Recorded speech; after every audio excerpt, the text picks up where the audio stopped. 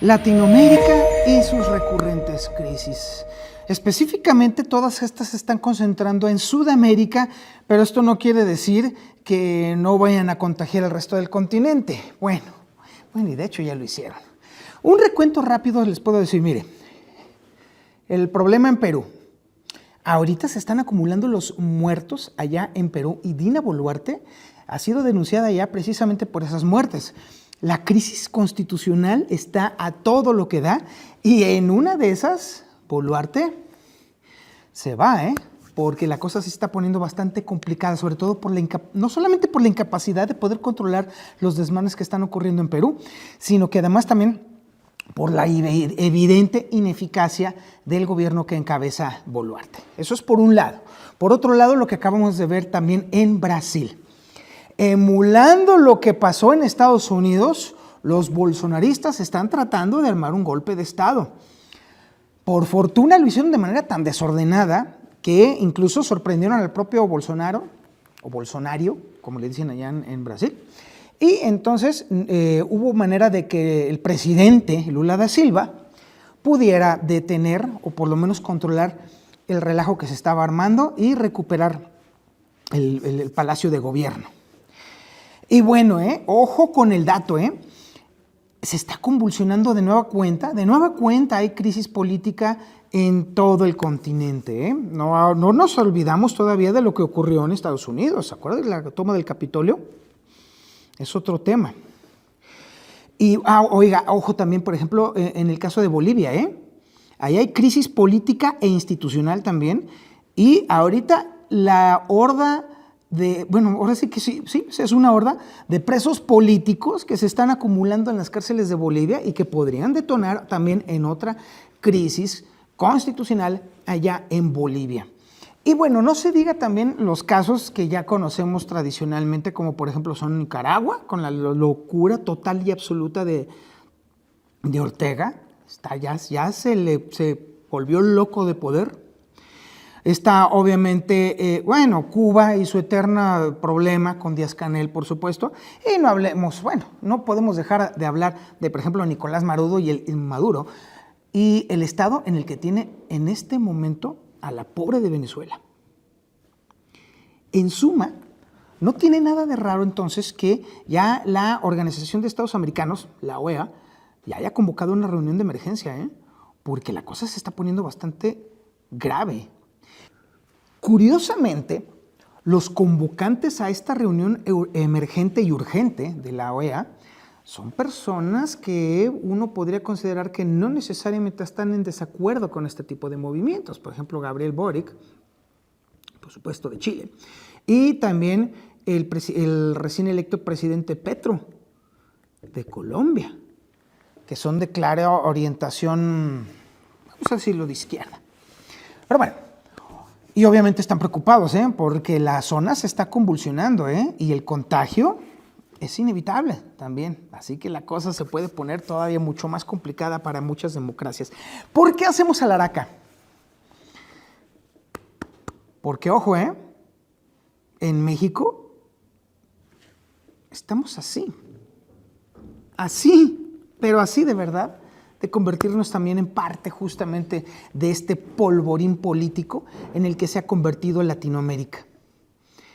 Y mire, ojalá que no.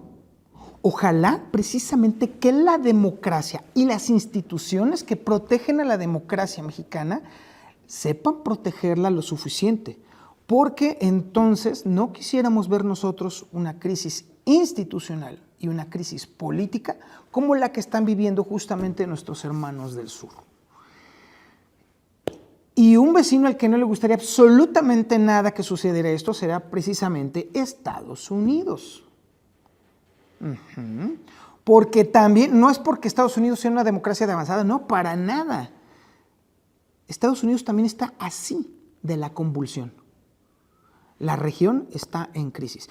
Y con una Europa que está en este momento todavía en un problema energético y alimentario sabroso, todavía con el relajo de Vladimir Putin y con su guerra allá en Ucrania, pues las cosas parecen complicarse todavía más y más y más. Y mientras tanto, el que se está frotando las manos en este asunto es el gigante chino. Arreo revuelto, ganancia de pescadores, pero quién sabe cómo vayamos a sobrevivir este 2023, que parece y promete ser mucho más convulso que el pasado año. Y decíamos que ya querías que se acabara el 2022, man. En unas horas más vamos a conocer la información oficial con respecto a la visita, a la cumbre de los líderes de América del Norte.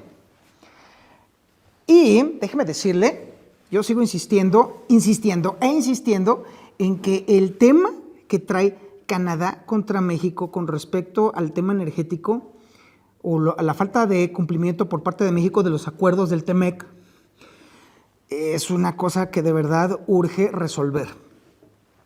Y es que mire, si usted agarra una calculadora y se pone a hacer una cuenta rápidamente, va a encontrar usted por qué la preocupación. Porque México está a un tris de meterse en un problema horrendo y terrible. Y le voy a explicar rapidísimo por qué. Mire, la idea es obviamente evitar que México se meta en un panel de controversias por la falta de cumplimiento de acuerdos que Canadá dice que obviamente México está tratando de favorecer de manera artificial e ilegal a Pemex y a la Comisión Federal de Electricidad en acuerdos de consumo de energía que originalmente estaban destinados para empresas de Canadá que invirtieron dinero aquí en México. En resumen, a eso se resume todo este asunto. Si México se niega a este asunto y se mete al panel de controversias, es inevitable que pierda. No hay forma, porque el incumplimiento de los acuerdos es claro y evidente y está documentado y comprobado. Por eso están justamente estos asuntos. ¿Sabe cuánto le costaría a México perder inevitablemente ese panel de controversias?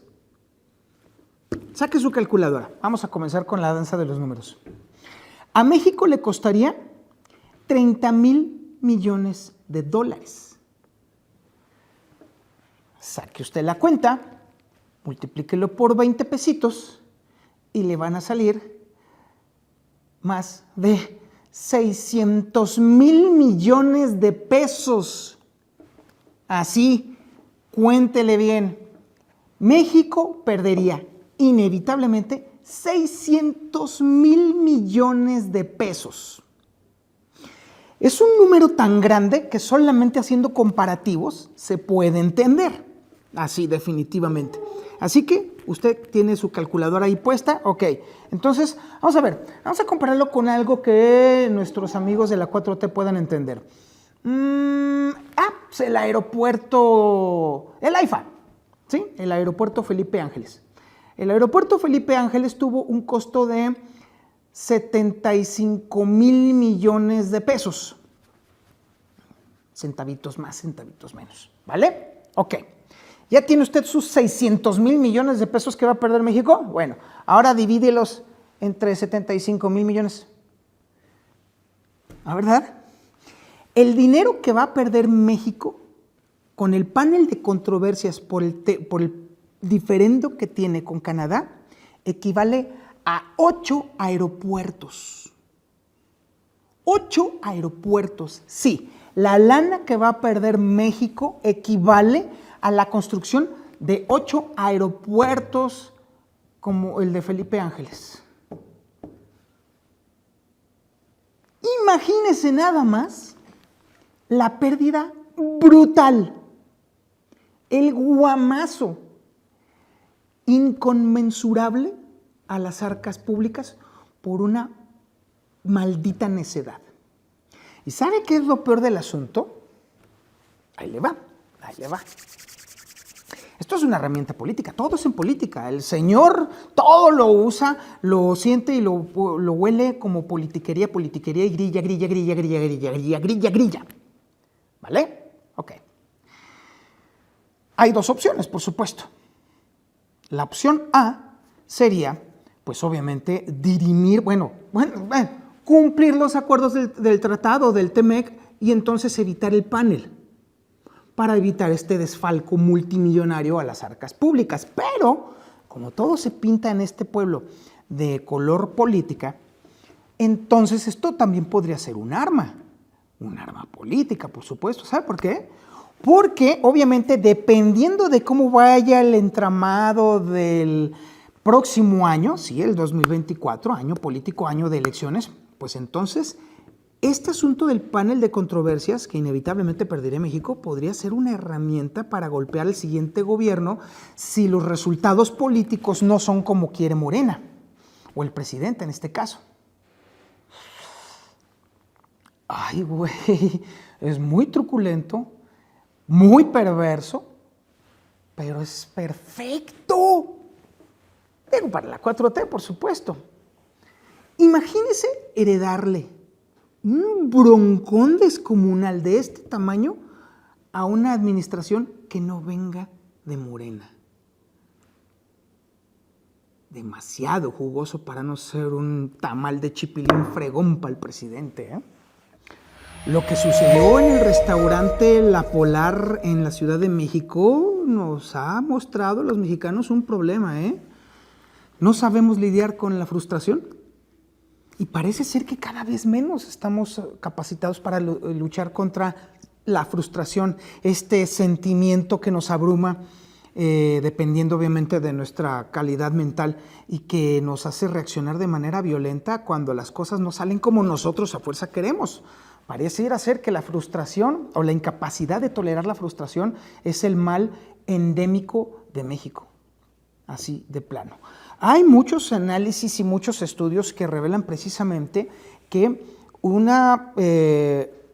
vamos a decir, un talento humano particularmente fuerte es precisamente el poder ser tolerante a la frustración, porque la vida misma así funciona. La vida es difícil, la vida es complicada, la vida conforme va avanzando se hace más compleja. Y obviamente tenemos que estar lidiando constantemente ante este problema que es justamente la frustración, cuando las cosas simple y sencillamente no salen como nosotros queremos que salgan. En la medida de que nosotros a lo largo de la vida vamos construyendo el entendimiento y sobre todo la integración de la frustración, obviamente, entre más rápido lo hagamos, estaremos mejor capacitados para entonces salir adelante de los problemas y poder entonces darles la vuelta, saltarlos o ir por debajo de ellos, resolverlos y continuar hacia adelante. Pero las generaciones actuales chocan allí. A la primer frustración, el drama del año, del siglo, del milenio. La frustración también es un componente mental que incluso conduce muy frecuentemente al suicidio, porque las personas que se frustran y no encuentran salida y que no ven la posibilidad de salvar ese problema, pues obviamente creen en ese momento que ya la vida no tiene sentido y entonces es cuando cometen el error del suicidio. Cosa complicada, por supuesto, que sobre todo cuando le pasa esto a una persona cuando está sola y en cuatro paredes, pues obviamente parece y da la impresión de que es mucho mayor de lo que en realidad es. Pero este problema de la falta de continencia con respecto al sentimiento de frustración no es nada más un tema específicamente social, también lo podemos trasladar al tema político, por supuesto. Si hay una razón precisamente por la cual, por ejemplo, esta administración le echa constantemente la culpa al pasado, es precisamente por también otro problema de frustración, es decir, que las cosas que había prometido no están saliendo como normalmente, como deberían de haber salido, o como prometió que habían salido, y entonces la reacción es justamente la frustración. Ya se dio cuenta entonces de que uno de los grandes problemas sistémicos en materia social es justamente la incapacidad de poder lidiar con la frustración. Los meseros de La Polar justamente vivieron eso ante un cliente que quizás se puso necio y lo agarraron a cates y se les pasó la mano y lo mataron. Y son obviamente resultados que luego también al momento de ya verlos ahí en todo su esplendor y después de la terrible realidad, es entonces cuando el mexicano necesita, quiere y demanda salir adelante del asunto, tratando de ver que los demás también se unan a su séquito y decir, ayúdenme para salir de este problema. Otro asunto, la incapacidad de poder lidiar con la frustración de haber fregado la vida entera por un arranque de ira. Mire, esta reflexión que le estoy haciendo, porque al final del día es una reflexión, es algo que nos debe de servir a los padres, a los papás, a los que piensan algún día ser papás, a los que ya son en este momento papás de niños pequeñitos, o los que somos papás ya de adultos incluso. Nos debe de servir también de algo este asunto, ¿eh?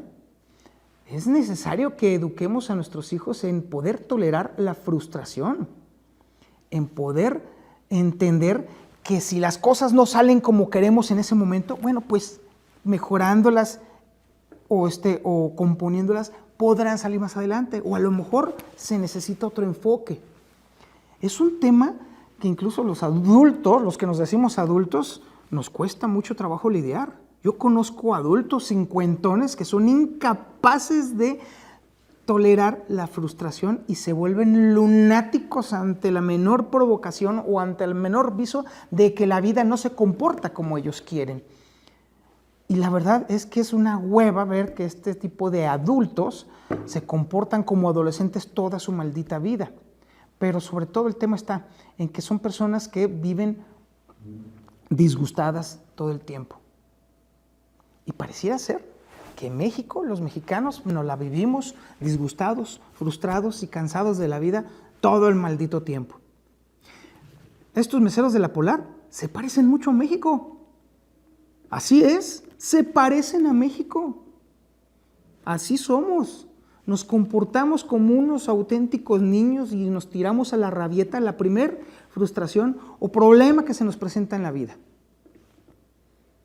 Digo, ¿está para la reflexión? Sí, ojalá, bueno, ya hay un detenido, ojalá que se detenga a los que hicieron esta salvajada, pero también esto nos obliga a un análisis como personas, como mexicanos, como ciudadanos, como individuos. ¿Qué clase de persona no puede lidiar con la frustración del momento?